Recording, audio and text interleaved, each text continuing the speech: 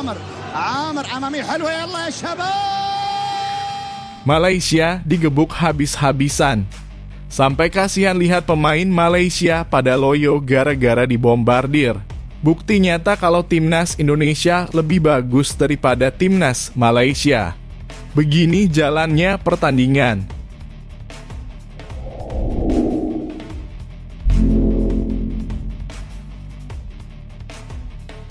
Sejak awal pertandingan dominasi UEA sudah terlihat jelas.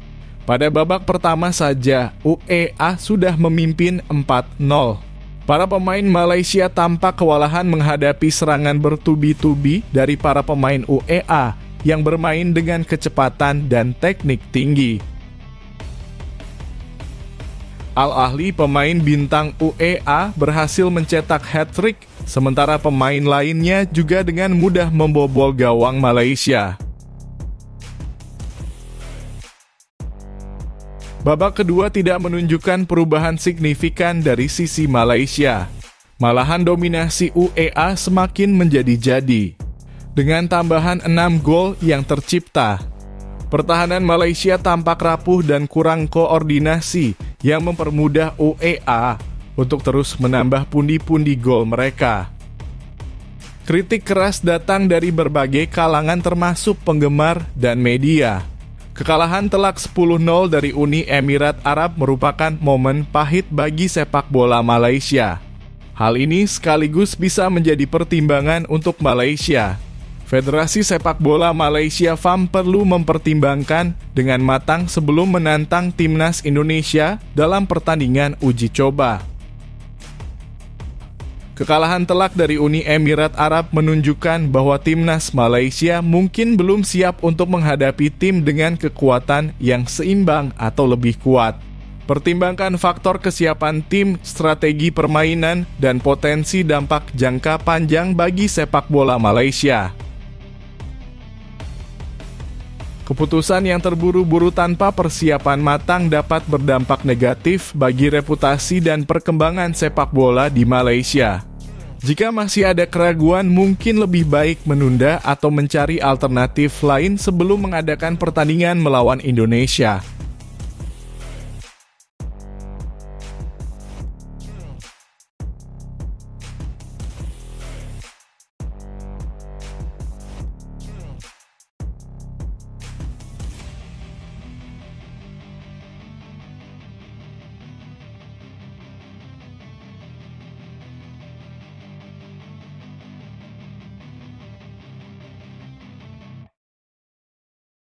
Bikin publik makin penasaran. PSSI pastikan akan beri kejutan lagi soal pemanggilan pemain timnas Indonesia. PSSI sudah merilis daftar 22 nama yang dipanggil ke timnas Indonesia untuk menatap lanjutan grup F putaran kedua kualifikasi Piala Dunia 2026 zona Asia yang bergulir pada Juni mendatang. Berdasarkan keterangan PSSI, pemanggilan 22 pemain ini masih berpotensi terjadi perubahan.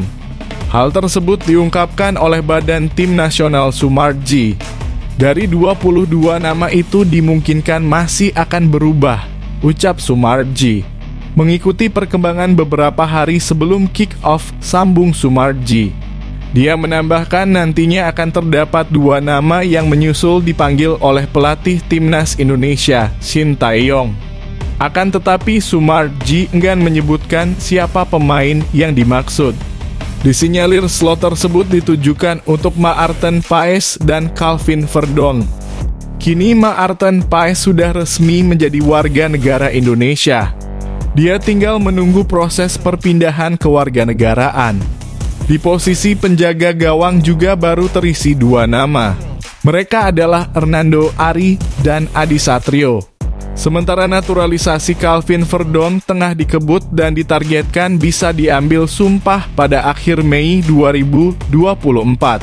Harusnya 24 pemain, nanti akan ada penambahan 2 pemain lagi, tutur anggota komite eksekutif PSSI itu. Teka-teki dulu biar menarik, makanya tunggu dulu saja. Saya tidak bisa jawab kalau yang itu soal Maarten Paes, ujar Sumarji. TC 27 Mei malam kumpul, ucap Sumarji. 28 pagi sudah mulai TC, kata bos Bayangkara FC itu. Kini timnas Indonesia yang mengumpulkan 7 poin berada di posisi kedua klasemen grup F putaran kedua kualifikasi Piala Dunia 2026 zona Asia.